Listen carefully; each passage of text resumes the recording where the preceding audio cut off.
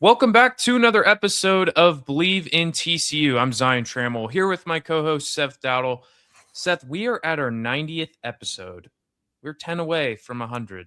I Can you know. believe? It's like our 90th birthday. It's like, wow, we've survived this long. Might as well get to a hundo. Yeah, let's do it. Let's get to a hundo. We appreciate all the support, and it definitely means a lot. In this episode, we're going to be talking about TCU football and basketball. We're going to combine the two. We'll start things off with football, as the transfer portal has been quite active since we last recorded just a few days ago, where TCU football had 3 players come in from the transfer portal. And since then, I believe they've added 8 players, Seth, Oh, I 10 think. or 11 total at this point. Yeah, they've Yeah. had quite the class. And we're going to talk about most, if not all of them. Probably not the punter. Probably not the punter. I have the list of names here. We could just do some quick reactions to or long on the name Mhm. of the players that are coming to TCU. So we'll start off. Colorado's School of Mines running back Landon Walker. I, Cool, cool listen, story. Colorado School of Mines, where were you when you saw them lose to Harding in the 2023 D2 national title? Where were you? Not watching that. Not watching that, probably. That's fine. But he was a pretty integral part of that team for Colorado School of Mines. And he's going to come in and kind of probably feature as kind of a rotational back for TCU. I've seen some, even like Jamie Plunkett of Horned Frog Blitz said he could maybe even be kind of a fullback type of role. He's kind of a bigger body, change of pace kind of back, because John Denman, Jeremy Payne, quick, fast, got some agility there. And then he's going to maybe kind of be that change of pace back, kind of be bulwark type, because he has a kind of bigger body frame. But he's someone who did a lot of good stuff at the D2 level. He unfortunately, had his season cut short in 2025 after just 4 games because of the season-ending injury. But he's ran for over 2,000 career yards, over 6 yards per carry. Definitely, a piece that has proven production at the D2 level. And from what we've seen from TCU's transfers so far, a lot of them have kind of proven production at lower levels of football. And it's just all about maximizing that at the FBS Big 12 level. Yeah, I was just about to say that. I'm a fan of it. It's definitely an interesting strategy to get guys that maybe have not seen the level that of Big 12 competition, but they've seen a lot of football. They have a lot of experience, and so I'm a fan of that.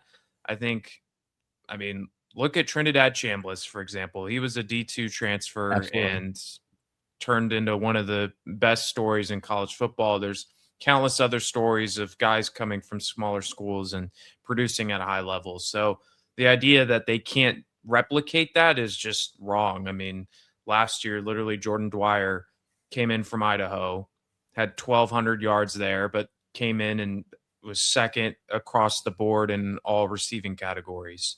So it's very possible to get that kind of production, and I'm a fan of it for sure. Next player we got is one that I'm excited about, South Alabama wide receiver Jeremy Scott, kind of a speedy guy, deep threat. Yeah. Uh, had 417 yards and 4 touchdowns in just 5 games for South Alabama. That's pretty good production. Yeah. Yeah. I'm quite thrilled with this one. I think this is probably TCU's best get so far, maybe other than Craig. In terms of like impact position players. And from what we've seen, what TCU is able to do with wide receivers, specifically out of the portal, and Jordan Dwyer is an example of someone who came from a lower level. Um, Jack Besh, I know he came from LSU, but he was kind of a reclamation project because he didn't really pan out there. I'm a fan of this, and I think that they'll be able to do good things with him and what he can bring to the wide receiving room, which kind of has to reload a little bit next year, but I think it has the potential to be better than it was this year, even without Eric McAllister. And they got that big piece of news that Dwyer is returning next season. That was huge for this room. Then this wide receiver room, Dwyer's going to probably slide in as the wide receiver 1. I think he's more than capable of doing that. and then bringing in Scott is a good addition. And I think the wide receiver room is going to be okay. Obviously, Ed Small will have an increased role. Terry Shelton as well. So I feel good about where the wide receiver room is at. Maybe they could use one more addition, but we'll see. We'll see. And we don't know exactly what the schematic to the offense will look like precisely. I imagine it won't be. We've talked about this at length that it's not going to be probably, they're not probably going to throw it 45, 50 times a game like we've been accustomed to the past 3 seasons. Expect a little bit heavier dose of a run. And we've seen them try to shore up the offensive line the last couple of days in the transfer portal. And they hosted another one yesterday, which we can talk about as well. But I'm intrigued to see, how it all fits. And Jeremy Scott specifically, like you mentioned, that production in just 4 games is quite impressive. It is. The offensive line, like you mentioned, did get a huge upgrade. FIU offensive lineman Jaheim Buchanan. Seth, you wrote about this on TCU on SI, so I'll kind of turn this over to you. But he did choose TCU over Nebraska, and is a solid portal addition, it sounds like. Yes, he's kind of been a very versatile interior offensive lineman for FIU over the past 2 years. He's started at all 3 positions on the interior offensive line. 17 starts at center. Sorry, I lost my place here. Where is that? 17 starts at center, 1 start at right guard, and then 17 starts at left guard, 6 at center, and 1 at right guard. So he's started all across the offensive line. In over 1,600 career snaps, only 2 allowed sacks. That's crazy. I think in an offense that's going to be kind of really, wanting to avoid turnovers. Obviously, you want to, but Gordy Samus's offense really do not turn the ball over. A good way to do that is to not have the quarterback be pressured, and so if he can, that can translate to the Big 12 level, then I think that TCU has themselves a good portal addition. And you add him alongside Noah McKinney, who came in, back in November, or maybe that was early December. I don't remember whenever he committed, but one of the top offensive linemen in the portal from Oklahoma State. TCU's got 2. They need to replace 3 because they're losing 3. We'll see if they can get another one in the coming days. They got a week. I think they'll probably be able to do that. They lost Colton Deary, Remington Strickland, and Carson Bruno. All are graduating / whatever they want to do in their future NFL. Yeah, we'll see. But yeah, they definitely got some big time upgrades there in the offensive line, and that's really, I think that's the biggest position that TCU really needed to address and just kind of overhaul this thing, because they played better towards the end of the season. Jeremy Payne was finding more lanes and doing a much better job running the football. They're running more effectively, but I think that's kind of where Gordon Samus specializes, which kind of excites me, and I think that could be a good thing for TCU next season, just to get sort of a fresh start and hopefully be able to protect the quarterback much better and be able to run the football. Absolutely. Couldn't agree more. And I like the addition so far. Obviously, it's hard to. I know we're gonna say we like all these players because they all bring positive traits to the table, and it's hard to evaluate them right now for 2026 in terms of like what they're going to do specifically, because we haven't even done the spring yet. We haven't even done fall camp, any of that stuff, and we haven't even seen them in game action. We're really not going to know until whatever that day in August is that TCU heads out to Ireland to play Bill Belichick. That's kind of the real date that we're going to know everything for certain. Right now, we're speculating and being optimistic because I think being pessimistic at this point is just why would you be? Yeah, like, oh, this guy really? I mean, come on, it's good to always try to look at the positives. The defense as well. We'll just kind of run through this. Virginia Tech linebacker Michael Short. I don't know anything about him, honestly. So, the linebackers I thought were some of the best that TCU's had in a while. Alarms was going to the draft, just kind of as a testament to that. And so replacing that is going to be very difficult. You get a power 4 guy, he's played at Virginia Tech. See what he can do in Andy Avalos' offense. I think at this point, the linebacker room at TCU has been notoriously very thin at times over the past couple 6 years or whatever. And so to get that, just to get some depth there would be important, in my opinion. I thought it was really deep this past year, which is a little bit of an exception over the past couple seasons, in my opinion. Not to mention Namdi Obiizor as well. Yes. Moving on. So that's really going to be tough to replace. Elarm Zor will be a great addition for an NFL team, whoever takes him, Dallas Cowboys.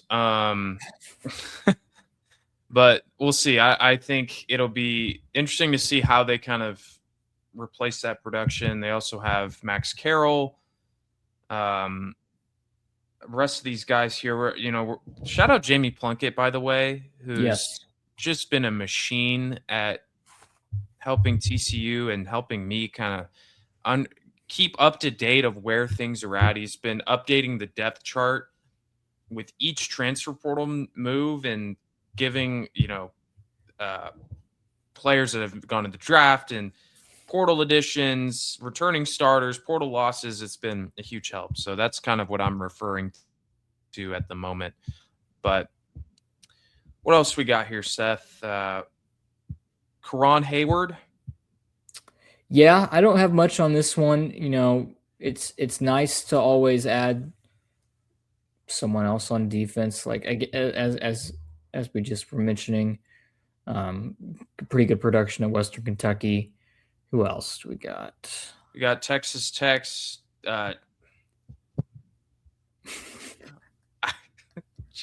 Cheetah Ofili. I think that's pretty good. That's pretty good.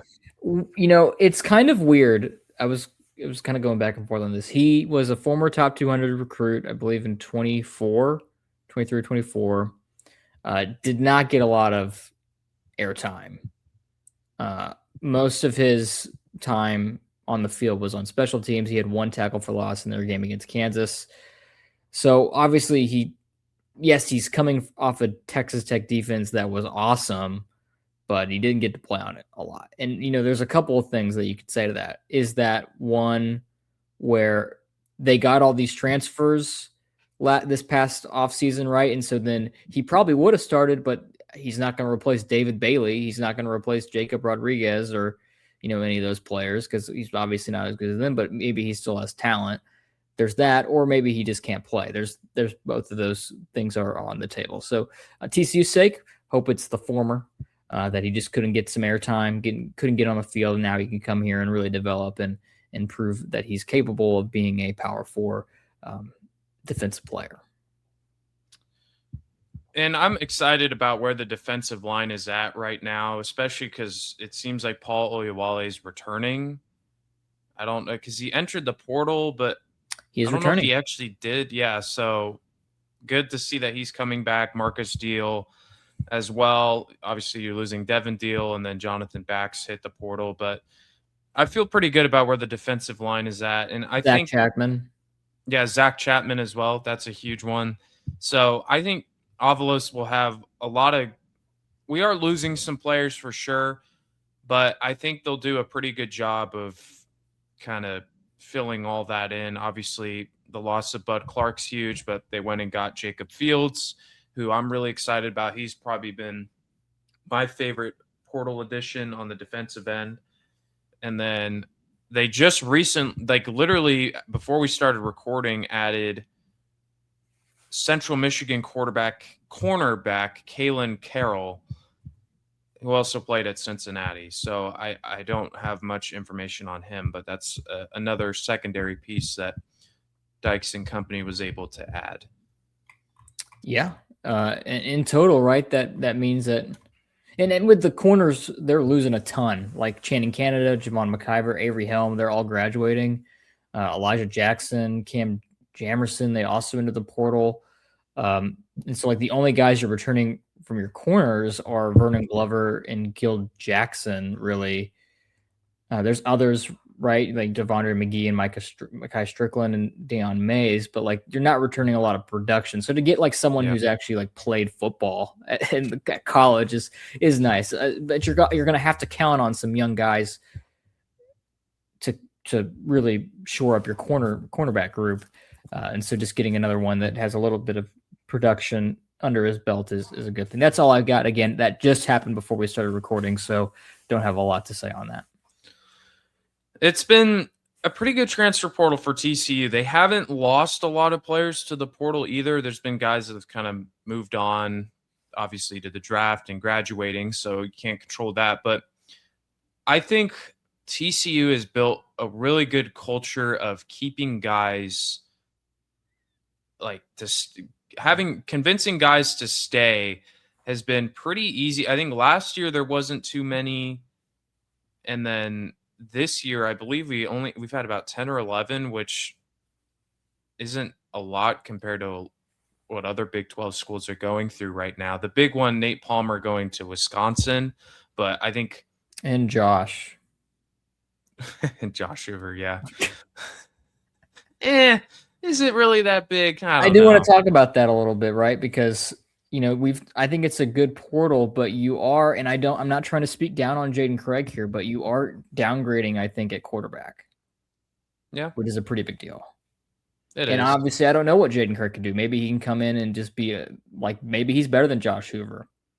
I have no idea.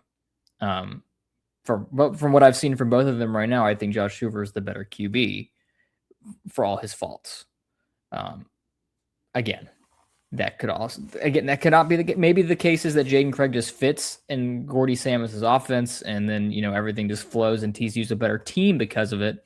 But I do think that they lost out on a really good quarterback, and maybe we've glossed over that a couple of times in the sense of optimism, because we're trying not to be too pessimistic about 26 when you're without a quarterback you thought you'd had to begin the season.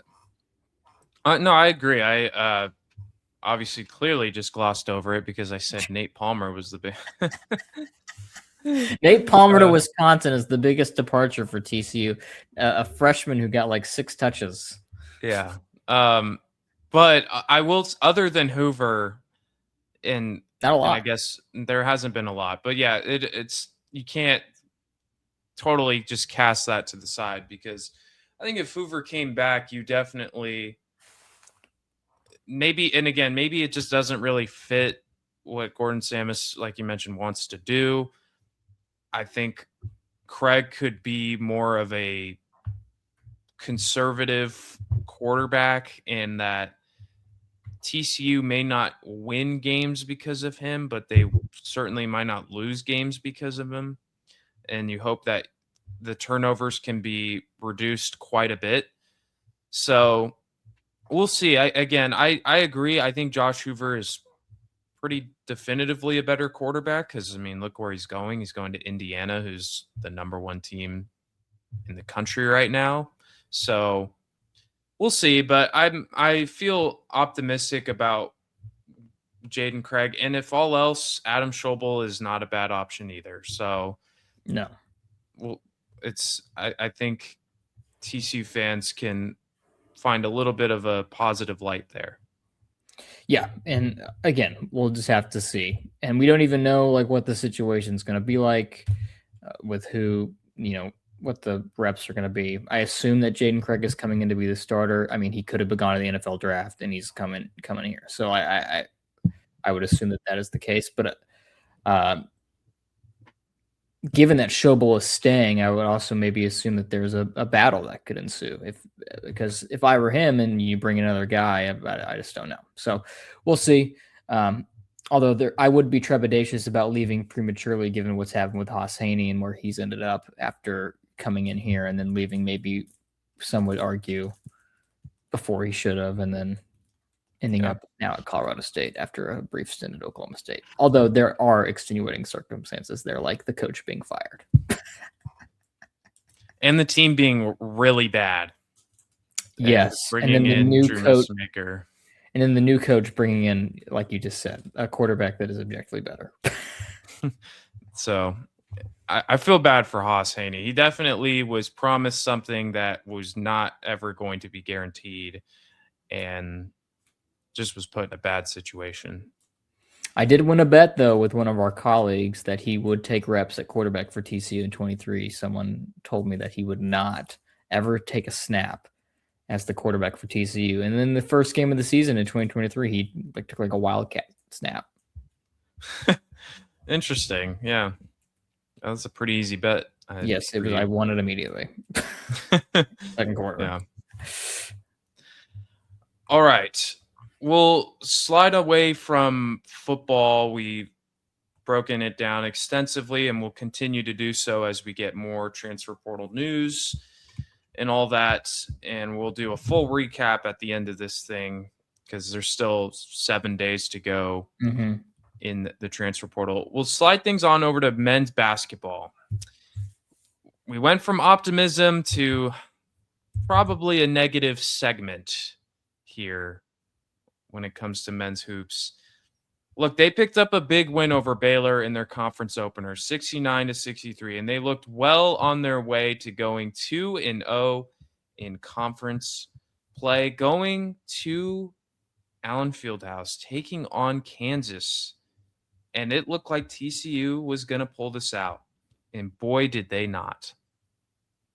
They did not at all, Seth. They didn't. No, they didn't. They were up by 11 or 13 with like 4 minutes to go. It was like 15, yeah. And then an 85-76 lead with a minute 15 to go. 9 points for anyone that can't do that. Lilavicious hit a three-pointer to go up 85-76, and they lost in overtime to the Jayhawks. I don't know. I don't even know what to say. I'll let you start this one off. It was a fever dream that lasts like a minute and a half. It was a fever dream of just utter calamity. You texted me something very kind of after the game that was kind of reminiscent of my thoughts of like you could feel it brewing, but you didn't feel like it was ever going to happen because I just thought that Kansas would run out of time. And I thought that's what TCU thought was going to happen too. That's what they were just hoping. They were playing like they were hoping that the clock would just hit zero at some point. And it did, but by that point, right, you coughed it up. You did, and it was, I think I remember it. So Melvin Council hit a 2-pointer to cut it to 11, and then Micah Robinson fouled Trey White. He hits 2 free throws. It goes to 9 with 3 minutes left, and you could feel the fans start to get into it, and you're like, oh boy, here we go. Is this young team who I don't think any of them have ever played in Allen Field. None of them had ever played at Kansas. It's their first time. So I will say that is a extremely tough atmosphere. TCU's won there one time. It was a couple years ago, yeah. A couple years ago, they blew them out. So I understand it is not easy, but yes, you are absolutely correct. They were hoping the clock was going to run out, playing ultra conservative. As soon as they passed half court, the ball handler was met with the double, and TCU just could not advance the ball enough to get a decent shot there in the last couple of minutes. And credit to Bill Self, credit to Kansas defense, because they knew exactly what to do against TCU. And it's been a flaw with not just this team, but in teams in years past, unable to hit free throws to close out the game. Brock Harding missed a couple of free throws that would have ended it. And then the utter collapse on defense with 6 seconds left. I mean, you could have erased it all. You just, looked bad down the end, but at the end of it, but it would have gotten erased if you just fouled when you were supposed to. They inbound the ball. David Punch, the guy's right in front of you. It was Flory Badunga, who is a terrible free throw shooter. He's a terrible, like a 68.6% 3-point free throw shooter, but like that's not even like his career number is even worse. So like he's a bad free throw shooter. So the odds that he makes, well, first of all, he's only shooting 2. So you're going to get the ball back theoretically up by 1 at the minimum with 5 seconds left, right? Mm-hmm. And he didn't foul him. They pass it to their best player, who's going to be the top 3 NBA draft pick. Yeah, future lottery pick at Darren Peterson. And he flails for a 3, and Jace Posey needlessly fouls him. You don't even, because I don't, like, he was probably upwards of 28 plus feet away. Like, the odds of that shot going in are almost like less than 5% in my opinion. I know Darren Peterson's amazing, but like he was like, there's no way. If he hits it, he hits it. Great. It's way easier to get 3 points at the line. And he did with ease because he's amazing. Yeah. Even after like randomly subbing himself out of the game, and after the turnover, you thought, okay, now we might be okay. Because Kansas themselves just threw a possession away, and then TCU still couldn't close it out. And then at the end, they almost gave Kansas a chance to win it in regulation because Brock Harding literally threw a Hail Mary from baseline to baseline, which gave Kansas the ball at that baseline, and they had a 3-pointer to win. I know. And I know people will talk about, I know some fans were talking about missed calls at the end, the David Punch out of bounds thing. I don't care. I just don't. Like, if it was like TCU was trying to crawl back into it, they were the ones down by 15 and they made it a game, and then the refs kind of messed them up, then I can understand. But there's just simply zero excuse to lose a game like that. Again, I understand Kansas is Kansas, and playing in that building is tough. And there were some positives. I'm not going to sit here and say that there's nothing good that you can take away from this. But that is a game you absolutely had to have. It would have been a really good resume builder. Luckily, you're early in conference play, so you still have chances to redeem yourself. But man, that one stung, and it still stings. I don't think Jamie Dixon did his team any favors with his lack of timeout usage in the final 3 minutes. If we could feel it through the TV that things were slowly collapsing, he should feel it on the sideline. And he had 2 timeouts, and he could have called one just to calm, like you said, a young team where none of them had ever played in a building that was about to explode. Yeah. And he didn't do it. And it clearly, I mean, they were, the full court press rattled them. I mean, Brock Harding threw the ball right to someone with like 6 seconds left or something like that. Or there were so many things that happened. We're probably missing a couple things that definitely happened because it's been a couple days. Because everything happened in the final 2.5 minutes of this basketball game. Everything you could think of happened in the final 2.5 minutes. And the second went to overtime. Did you have any? I had no doubt that Kansas was going to win. 100%. Kansas had all the momentum in the world, and sure enough, they won that game. Despite TCU turning into Steph Curry at the end because they couldn't miss a 3 all of a sudden. I think that's a paradox that happens when you're down by like maybe 5 points with like maybe 15 or so seconds left in the game. Your team just turns into Steph Curry. Yeah, and that is a positive from this game. That's what I was going to say. All that to say is that TCU did shoot the 3 like pretty well there for a little while. I mean, what did they end up? They shot 43% from 3. And yeah, 43%. What's a little infuriating about that is that they passed up a ton of pretty open looks with like less than 5 minutes left just for the sake of chewing time off. And that's fine if you can hold on to the lead. In fact, that's probably what you want to do. The time that you have, chewing time, I think, is more valuable in that scenario than, putting up a needless shot. But if you have it, take it. Yeah. I just would have liked to seen TCU kind of spread things out a little bit more there at the end, get a couple drives to the basket, because at the very worst, like, if you're able to get into the lane and you get fouled, okay, that's free throws there. That's perfect. I think David Punch, I would have liked to see the ball in his hands maybe a little bit more there at the end. Just he was having a great game. He had 20 points and He 9 was dealing with rebounds. cramps. He was definitely dealing with That's some true. cramps at the end. Yeah, I agree.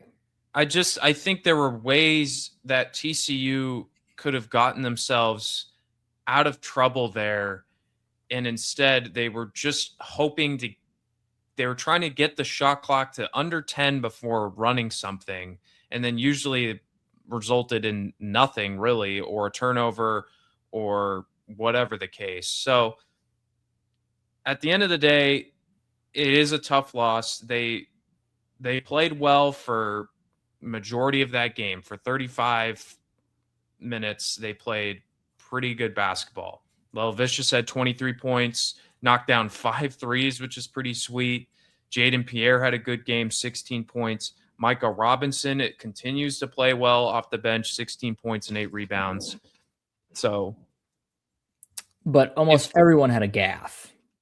Yeah, everyone did have a gaff, and I'm trying to spin this a little positive. It is a great learning experience, one that you didn't want at the expense of a loss.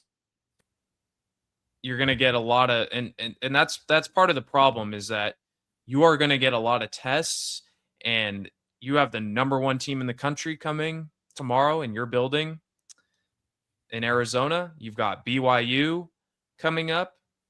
You're going to have Baylor again at the end of the month. You've got Houston. So you can't give away Big 12 games, especially with how loaded this conference is. So it's unfortunate that they did that.